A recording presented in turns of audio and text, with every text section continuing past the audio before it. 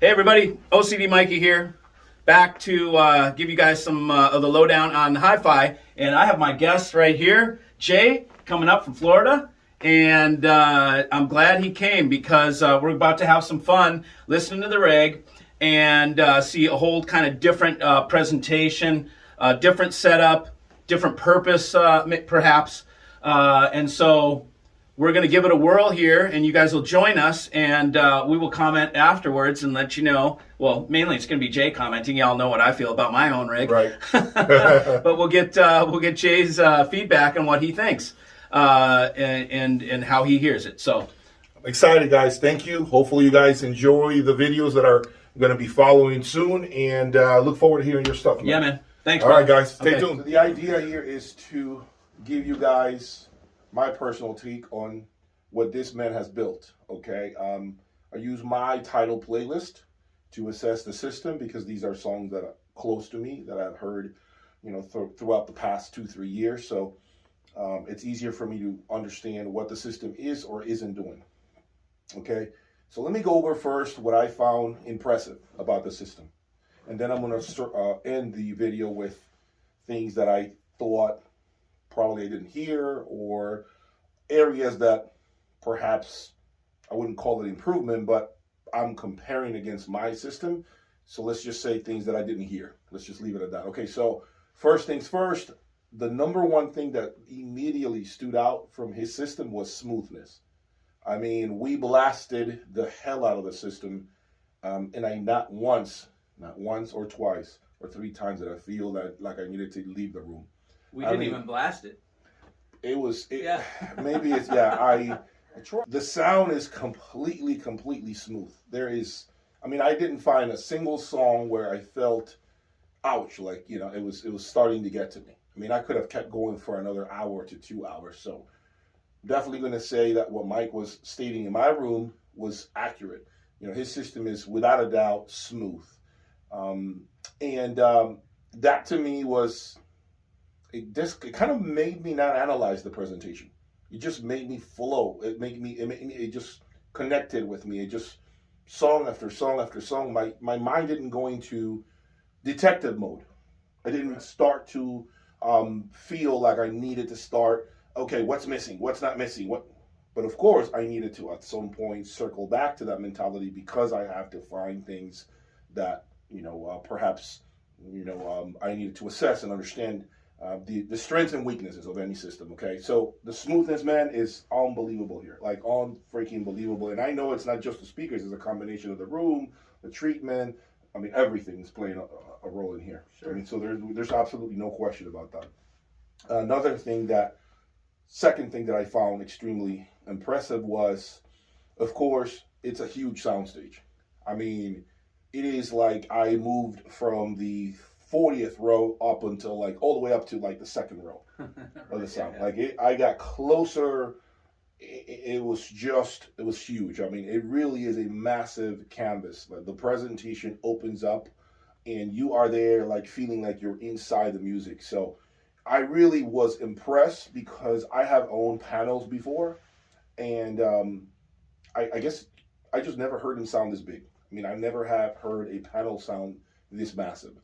And of course, they're very far apart. So they're approximately how far apart? Like 14, 12 well, yeah, 14 tweeters. Yeah. And the tweeters are on the outside of the panel, not the inside. Correct. Okay. Yep. And that to me was, I just don't, and I've owned a lot of panels, Martin Logan, including the Neoliths, Magnum Pans 3.7. I've had 20.7s, and I never heard them sound this big. Now, of course, I haven't had subwoofers, which add more body and more layering. For sure. So that helps, right, with the whole presentation. For sure. But I really felt like from all the different variations of panels that I've heard, I have never heard something sound this coherent. Panels with woofers. I mean, it really sounds very, very perfectly tuned. Like, to your point, you've spent a lot of hours here. For sure. I mean, this has been like, this is your resume in many ways, and you have really, really spent, you have had, a lot of blood, sweat, and tears here to get it to where it is today. And I just, what was interesting to me, and something that I need to say, was the fact that he kept cranking up the volume as we went through different songs, because you guys know some songs are recorded louder than others. So you need to sometimes compensate, right? What was interesting to me is I never felt like the subs got out of hand to the point that you needed to go back and start turning the subs down constantly, like the whole EQ of the subs. No. You never had to do that. And to me, that was pretty cool to see that songs that I know would have had a tremendous amount of bass basically sounded overblown, right? But the subs with his system, I felt like that wasn't the case. Yeah, you got a little more bass, but it was never, okay, turn the bass down. Okay, we lost the bass in the next song, turn it up again. Right. We never had to do that with him. And I thought that was pretty impressive. And again, you guys just saw all the stuff that he's got behind. I mean, he's got this thing completely tuned to the T. So to me, kudos to that, man. That was impressive. You know, I have not heard that combination done this way. You know, and so that just shows me, you know, how far you've gotten here. Now, the last thing I want to say that I found extremely, it's like disbelief. The mids. I mean, the mids are like in the middle, but the speakers are nowhere to be found. They're just there. And I thought for a minute, he has stuff between his system. He has the components you guys just saw, right? So, you know, we always hear this whole theory of you shouldn't have anything between the speakers because it interacts with the mid-range. And maybe we wouldn't know unless we took everything from the middle completely out of the room, right? Maybe we would know how much better it could be. But I got to tell you, what I heard in terms of the mid-range was phenomenal. I mean, the mid-range was just hanging there, like literally like an act of magic, just floating in the air. To me, that was, I kept going with the next song, and I'm trying to find, okay, is it going to sound raspy at any point? Never sounded raspiness. I never found any, just this feeling of compression in the mid-range. It was just always very, very warm, but warm, beautiful warmth.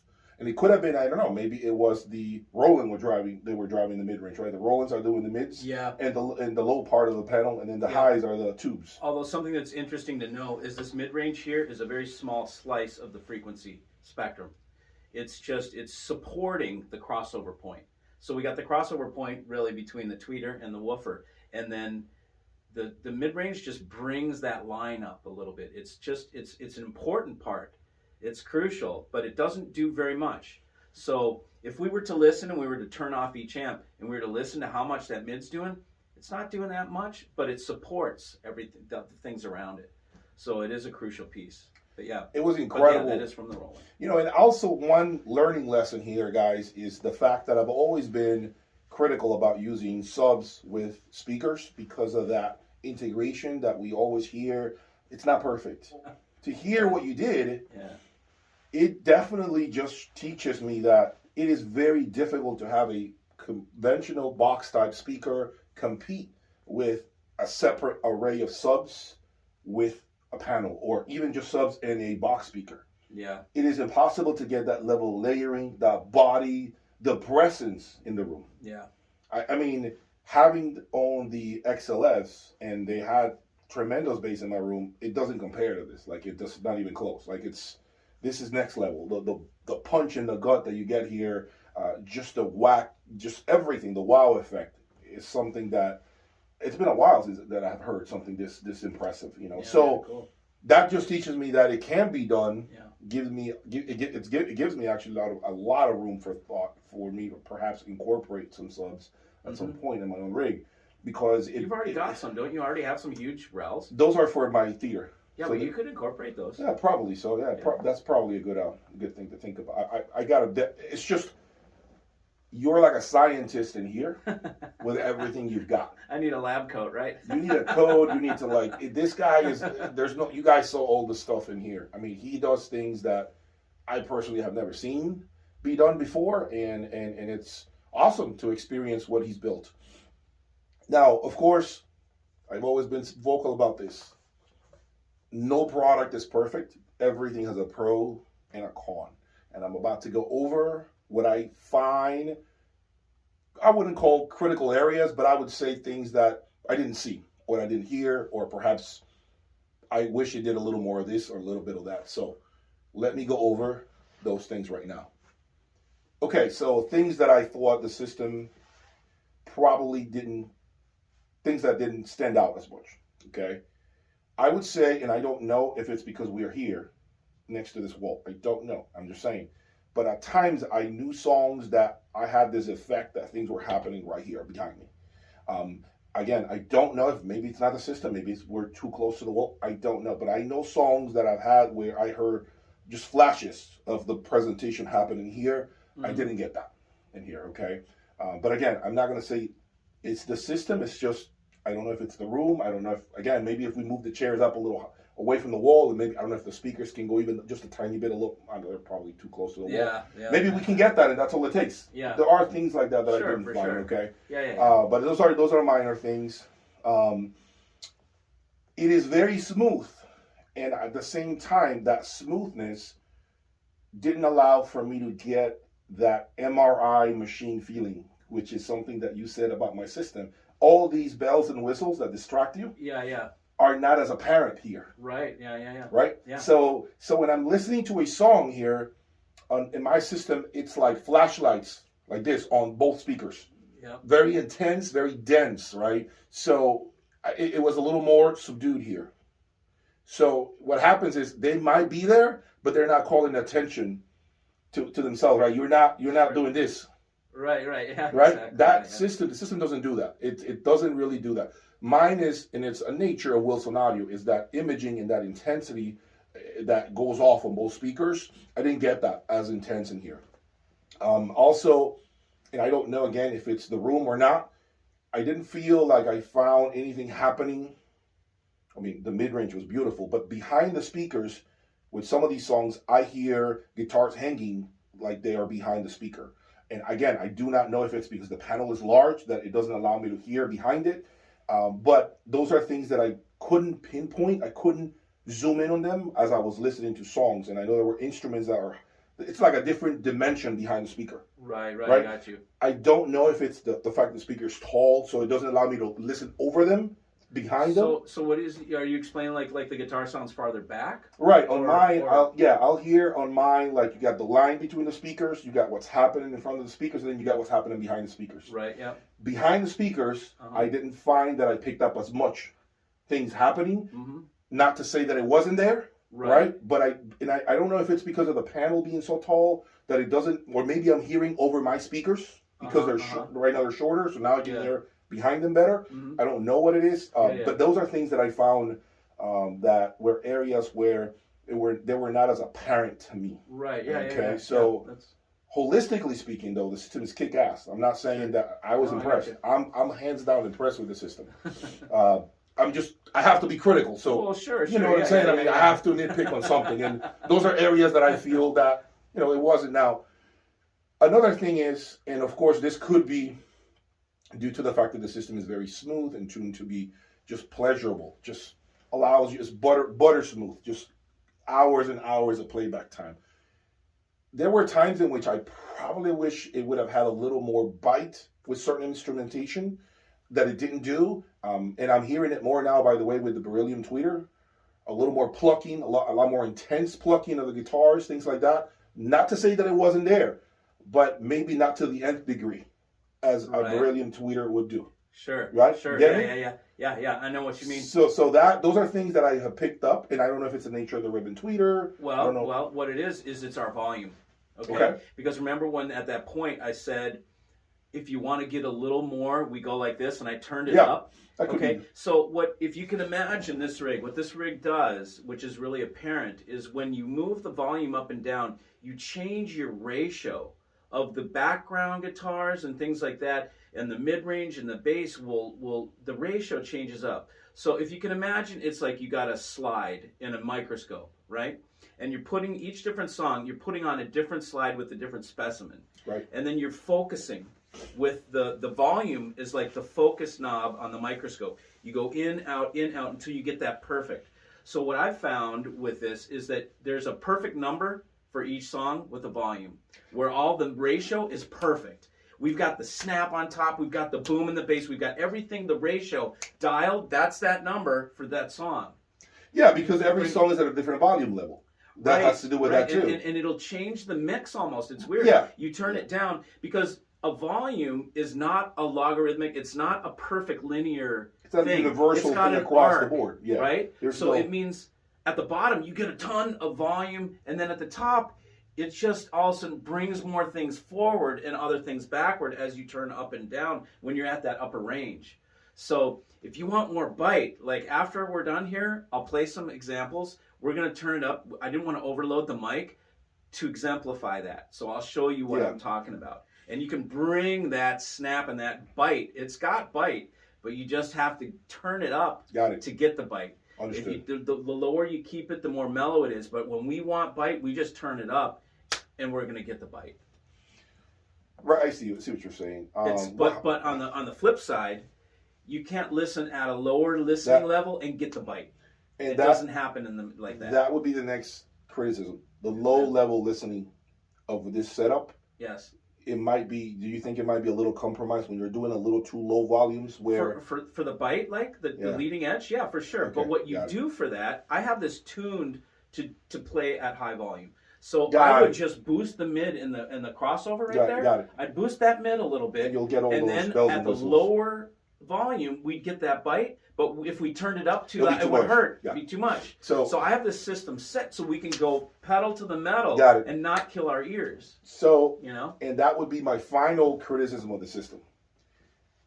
You got to keep in mind one thing about this system. It's great. It's an awesome system, by the way. So I like what I heard. Cheers. However, this man is a chef in the kitchen right now. Okay, this is not something that you're going to be able to achieve on your own. Okay, what he's built here is, to his point, it's very specific, and he spent a ton of hours dialing this system. Don't think for a second that you're going to buy analysis speakers. Yeah. These ribbons, take him home, put his DAC and the amps, and you got what he's got. Yeah, I promise you, do not think for 1 second what he has here is literally plug and play in your home. It's not. No. So unless you buy everything he's got here, and he flies into your home and spends a week tuning the system, forget about getting what he's got. I could do it in 2 days. But but it takes. You saw 11 pieces here. Sure. So this is a very complex system for the average Joe. Absolutely. Mean, for me, seeing some of what he's got, he leaves me like doing this, like okay, and he's explaining to me.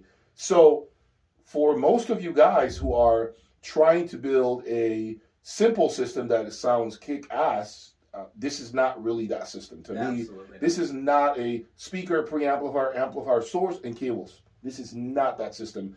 Even for me, it's a little baffling and a little complicated.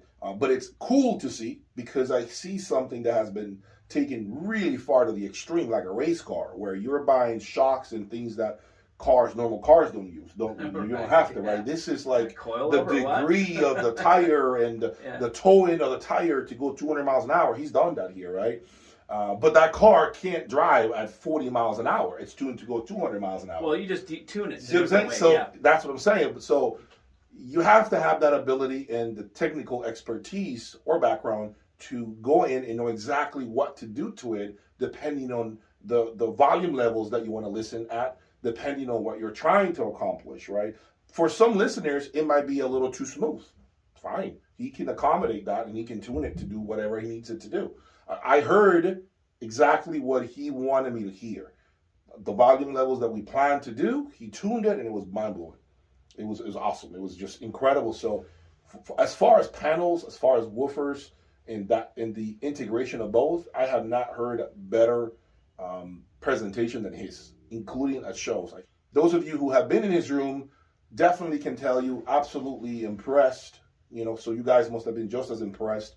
Going forward, of course, I want to see what you end up doing, what other things you got, what tricks you got up your sleeve, as far as what you're thinking about doing. I know, where do you take it, right? No, it's hard, man. It's hard.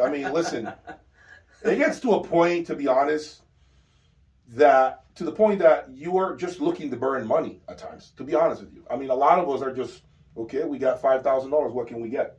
Yeah. And then we start finding ideas, and then you realize you're just chasing your tail. You really didn't make any improvements. All you did is change the flavor, perhaps, but it really didn't get any better.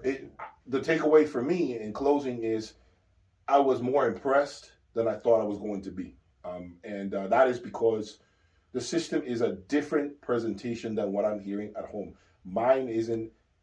It couldn't be more opposite what we have. Right. It couldn't be more opposite. I mean, his is smooth, relaxed, and it's about sitting down after a long day at work and just pushing play.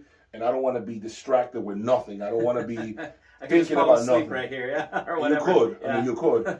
And mine is more like an MRI machine, as I mentioned to you, as he said it, as an X-ray machine. Mine, I want to extract every single tiny thing that's there, and that comes at a price. And the price is that you're going to hear poor recordings sound not so good. In his system, poor recordings sound good.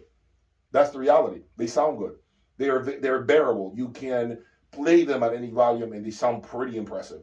Mine, not so much. So you, the audiophile, you are the one who has to decide what you're after. Absolutely. I mean, if what you're after Absolutely. is completely being submerged and not be punished for playing bad recordings from the 80s and 90s and the 70s, Yeah. then this is it.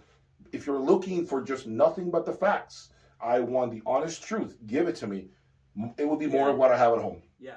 I go back and I emphasize the macros in here are incredible. The system to me emphasizes the macros over the micro tiny things, which is the MRI machine that mine is. Mm-hmm. Yours looks at the whole landscape, and if it's green grass and trees, it gives you that beautiful grass and that landscape with the trees.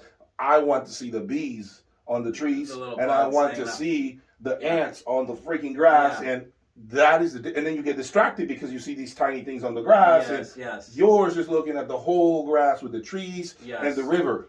You get me? So that's kind of like the best way to articulate, guys, what we have here. So, you know, my system just changed. We know we went from Wilson's to Focal, so now I'm doing something else. I'm going to have an opportunity, hopefully, to display a new amplifier soon with a pre-amplifier you guys have not seen. Stay tuned for that. But yeah, man, I can, even the Veristar cables that we heard in my system, I can see why you prefer them. Mm-hmm. The DAC, I can totally understand why you support the DAC, because it works in this integration, in this system that you put together. It really does. It's been a pleasure. I mean, I can't really knock the system, although I did find little tiny things. But again, it's just nitpicking at this point. Overall, you know, the entire feeling of the system to me has been, awesome. Yeah, so, what would you say, like, judging from your engagement to the music? It's just, you know what it is? When you close that door and you dim the lights, it just completely pulls you in. It's like you're in a tunnel and everything closes and you're no longer distracted by anything.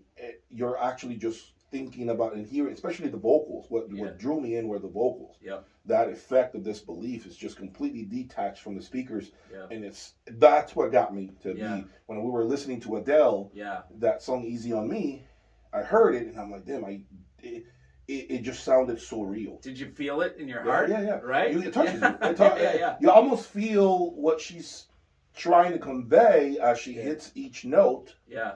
It's like you feel like if she's about to cry, you kind of feel that, right? Totally. Like, I feel like she's about to start bawling there. Yeah, I'm about ready to start bawling. Right, so, and that's a great feeling to that's it's moving, right? It definitely connected with me. It pulls me in, and of course, you know, you have so many great components here that are just displaying their contribution to the presentation that I think, I'm actually shocked at how well you integrated the roll-in, and you randomly selected these other amps and you tuned them because they're different powers, right? They have different powers. So I'm surprised how you were able to just feed the speakers the same amount of power from both amps. That's what the crossover does, because the crossover has gain. Right. So basically, each different driver, I can make it more forward or come back, each driver. You do that by listening? Is that how you do? Yep, and I measure. I look at what it looks like, and then I combine that with what I'm listening to and say, does it jive? Am I, if I'm hearing a little sharpness in the mid, mainly it's ear, but then I'll measure to see how correct I am or whatever. And then if I see a lump in the mid, I go, yeah, I am really hearing that, but normally it's by ear, because the bottom line is, this is my rig. So I make it sound good to me, right? So this is how I like it. So even if it does have a bump or a suck out or whatever, I like the way it sounds right now, you know. And the room is dead quiet. 33 decibels. I think it's inside the room right now. When I measured it for like 2 minutes, I think the average the noise of the room is 33. The 33. noise floor, yeah. Noise floor is 33 decibels, so it's very low in here. No echo, nothing. It's perfect. There's a little bit but it doesn't. You don't get the real pang, you know, like you thing. get the reverb. No, it's been a wonderful experience here, man. I mean, it shows me that you know what you're capable of, you know, and not many dealers can do this, because I have never seen this out of dealer. Maybe that's not what they're in for, right? Maybe this is a little too much for them to be able to sell their customers. How are you going to sell this? It's hard to sell. You can't. This is a different deal, and I try and say that a dealer has a different sort of a purpose. He's got products. He's got to sell the products. A guy's going to take it home and set it up himself. Maybe the dealer sets up or not. But it's got to be simple to some degree. This is a complete custom rig, right? So first of all, I mean, the main reason why it's like this is because this is how I like to listen. So I've done this for myself. But in another, for my clients that come, this is a reference. So this tells them what is possible. You know, if you want to go to this level, I can recreate something like this. It's not, like you said, the chances of you going home and setting it up, it's like zero. You're not going to do that unless you're an audio professional that does this for a living, right? So this is a reference rig. So, and that's the purpose, to help set people's reference, know what's possible. Now, where do you want to go from here to there? Where are we going to aim? You know, and we'll talk about budget and how we're going to get there. But pretty much every rig I do, even if I do it simple, is going to have these similar attributes, because this is what I like to listen like. I like it to be all day long listening, you know, enjoyable. For me, the rig is something to decompress, you know, just chill out. I don't drink, I don't do drugs. This is how I escape daily life's bullshit, right? Is coming in here. So I want it to be a decompression chamber, you know? Got you, yeah. What keeps audio, in my opinion, the audio world going is exactly that. A lot of uneducated audiophiles that think they know everything, right? Because they're on the forums. They're on the forums reading. Yeah, exactly. And they end up, what they're doing is they're making the audio world richer. The manufacturers richer, because they keep chasing their tail, buying and recycling products, and then what happens is they end up getting nowhere. They get frustrated, and by the time they realize, they see their bank account is empty. Yeah. And they realize, how? I had 20 grand there. Yeah. I haven't accomplished a thing because I kept losing money. Yeah, selling. Exactly, every time. Right? And because I didn't like something, and now I have the worst system ever, and I burned $20,000. So, you know, keeping it, you know, getting a hold of someone like you, someone like me, somebody that has done it to a certain capacity is invaluable. Oh, absolutely. It's invaluable. Yeah, it's really, I still don't know. It's like dude, like you've got tons of year, well, whatever, five solid years of rotating, right? Yep, rotating. And I've, you know, longer, but setting up in the hotels, right? Mm-hmm. I mean, doing all the setups and crap and different stuff, and it's years, you know, of our time doing this. I tell people, look, use my years, man. Yeah. I've been doing this 23 years. Use all my shit. You don't have to go through that. No. Yep. That's what, you know, consultants get paid for, right? Yeah. Okay, so then go out there and buy the gear on your own. Buy a $10,000 amplifier for your local dealer. And then you realize you hated it when you took it home. Dealer is not going to give you the money back because, let's face it, all of this gear, for the most part, dealers don't give you the money back. Right? So now you throw it on the used market, you lost $2,500. Yeah. Instead of talking to someone like me or him, you know, and having a consultation, you lose whatever, you know, $200, $150, and it's a lot cheaper doing it that way, because now what you're doing, instead of having 300 options, we'll narrow it down to 3 or 4, and you're able to just focus on the main things, right? I'm a believer that those that are serious about their rig, serious about their system, they have no problem paying to have a consultation with people that know, and they have a resume. You hear it. You can fly in and sit down and see this guy knows, because I'm hearing and seeing what he can do. That's right. And then say, you know what, I'm going to be invested with him because I like what he's done, and I want him to take me as close as possible to what he's built. Right? Within my confinement, within my home. Yes, and within my parameters. Right. You want something simple? Yeah. Okay, cool. No problem. Jeff Roland Damon, couple speakers, you know, whatever. Yeah. And bam, you're there. So yeah, it's totally true. You know, in that vein that you were just saying about people paying for the consultation, start paying attention to the types of people that don't want to pay you, and the types of they're different individuals. There are people that completely understand that. Yeah. They're just of that ilk, you know. And then there's others that expect stuff for free. And we, to a certain extent, do give free information through our conversations on YouTube. But when you want to get specific about your system, your own thing, serious people that are serious about their rig, that they want to get somewhere, do not mind. Do not mind paying for a consultation. They get it, okay? Those that are just, they just frown upon it, they don't want to, it's fine. We're not going to force you to do that. Yeah. But can I use the word cheap bastards? He said it. I didn't say it. I see it as probably not a serious person overall. And it's fine because I'm not here to force anybody to talk to me and pay me for my time. Is what I try and tell people when with certain dealers, okay, that have 50 freaking brands, right? It's like a drag net. They're throwing out a huge net because they just want to take orders. So if they have all these brands, then they know, oh, somebody looking for this. They're not consulting. They're order takers. They're just waiting for somebody to come in. I want this brand. They're not doing a sales consultative service. It's simple, you know. I mean, you can save a lot of time for the people out there. They can save money and just go. Let's get right to the point, man. Let's make your rig so you can go do freaking car racing, or we can go do skiing, or we can do something else, man. And then we got a rig set up, man. That's this is not. You don't want to do this your whole freaking life. You know, and a lot of times, guys, it's going to get annoying. You're going to get frustrated. You're going to get angry, and end up becoming bitter. With the whole You might give up. You might give up, and then you never achieved anything. And all it took is one phone call, a couple of phone calls, or consultations with someone, or being close to someone that can just lead you. Yes, unfortunately, guys, good solid advice in many industries isn't free. Unfortunately, I mean that's the reality. But you understand, people understand that you get what you pay for, right? You go to a professional for a reason. You go to a CPA for a reason. For a reason. You go to a good physician or psychiatrist or psychologist, whatever. You know, for a reason, because they're professionals and they're experts. That's what you get from people that have been doing this for years. Is you get expert advice. You know.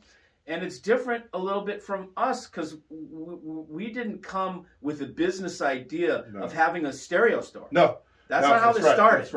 That's right. It became something that people just started asking, and all of a sudden you're like, "Holy shit! I got to take care of these people." And I'm stupid to send them away because they want my advice. So let me share with them from what I've learned. Anyway, guys, it's been a pleasure spending time in this man's home. Yes, I got a long drive to Florida. I appreciate you guys for following me and him, and hopefully we can do this again in the near future. Yeah, man, more time to spend here and swap out components and hear a lot more from your rig. We're close, man. And yeah, absolutely. And I don't know if you're going to be at the Florida Audio Expo or not. I haven't decided yet, but it's happening in in 2 weeks. 2 weeks. In 2 weeks. So so I hope to see some of you guys at the Florida Audio Expo. Okay. Until next time.